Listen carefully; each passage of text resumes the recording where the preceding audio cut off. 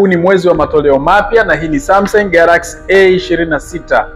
Hapa tunayo GB 128, RAM 6, shilingi 750,000 na hapa tunayo GB 256, RAM 8, shilingi 850,000. Simu zetu zote zina warranty ya miaka miwili na zina warranty ya kioo ya mwaka mzima.